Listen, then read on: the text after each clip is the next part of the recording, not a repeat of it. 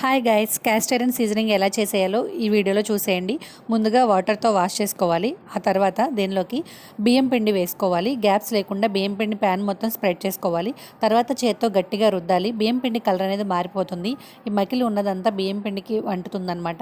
తర్వాత ఒకసారి వాష్ చేసుకున్న తర్వాత విమ్ లిక్విడ్ వేసి స్టీల్ స్క్రబ్బర్ తీసుకొని గట్టిగా రుద్దాలి. ఆ తర్వాత ప్యాన్ స్టవ్ మీద పెట్టుకొని మొత్తం తడంతా ఆరిపోయిన తర్వాత ఒక ఉల్లిపాయ తీసుకొని ఒక స్పూన్ ఆయిల్ వేసుకొని ప్యాన్ మొత్తానికి స్ప్రెడ్ చేసుకోవాలి. అలా 24 అవర్స్ పాటు పక్కన పెట్టేసి ఉంచాలి డస్ట్ పడిన ప్లేస్లో. ఇదే ప్రాసెస్ నెక్స్ట్ డే కూడా రిపీట్ చేయాలి. నెక్స్ట్ డే కూడా ప్రాసెస్ అంతా అయిపోయిన తర్వాత నెక్స్ట్ ఉల్లిపాయని చిన్న చిన్న ముక్కలుగా కట్ చేసుకొని ప్యాన్ మీద వేసుకొని మొత్తం అంతా ఒకసారి చేత్తో రుద్దుకోవాలి. అప్పుడు ఇంకా ఏమైనా మకిలి ఉంటే కనుక ఉల్లిపాయలకి అతుక్కుపోతుంది అనమాట. అంతేనండి, ఈజీగా క్యాస్ట్ ఐరన్ సీజనింగ్ అయితే అయిపోయింది.